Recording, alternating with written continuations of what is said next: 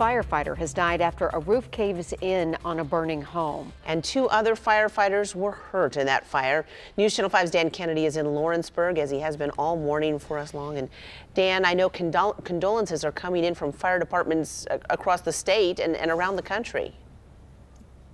Yeah, it just goes to show how tight-knit the fire community really is, because we are seeing those condolences pouring in on social media from fire departments across the state of Tennessee, really across the entire country, as you mentioned.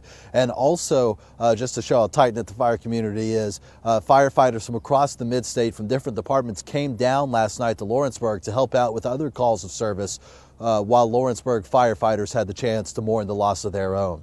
It was about 4:30 last night when that fire call first came out. Fire crews arrived on scene.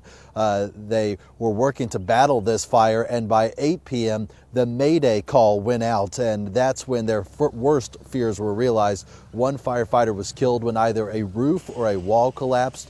2 other firefighters were injured, and we were there watching as there was a police escort of the firefighter's body this morning from the about hour-and-a-half drive from Lawrenceburg to Davidson County to the medical examiner's office, where a full autopsy will now be performed. His body transported in the early morning hours around 2 o'clock this morning on 65 North. And now at daybreak, we're getting a better look at some of the damage on this house. The house still intact, but in fact, they're spraying it down with water right now, spraying down some hot spots more than 12 hours after this first call went out. The cause still under investigation.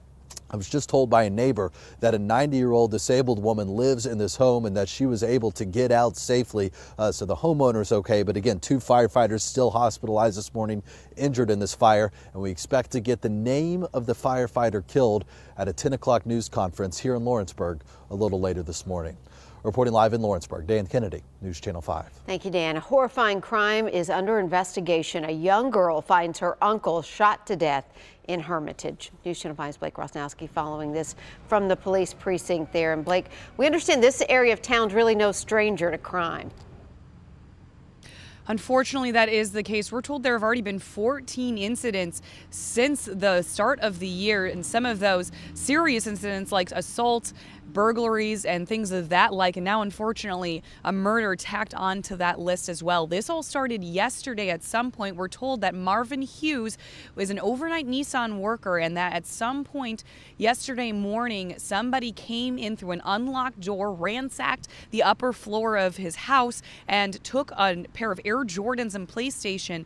And we're told that neighbors tell police that around 10 or 11, they heard a loud bang that they believe was the gunshot that may have killed Hughes. And the unfortunate and really sad part of this whole situation is that around 3:45 in the afternoon, that's when his young niece came to the home, and that's how she found her uncle. Obviously, investigators still trying to figure out what exactly happened and who this person could be. They're working and hoping to hear from the public because it was sometime during the daytime. So if you did hear or see anything, you're asked to call Metro Police, or if you'd like to leave an anonymous tip, call Crime Stoppers at 615-74-CRIME.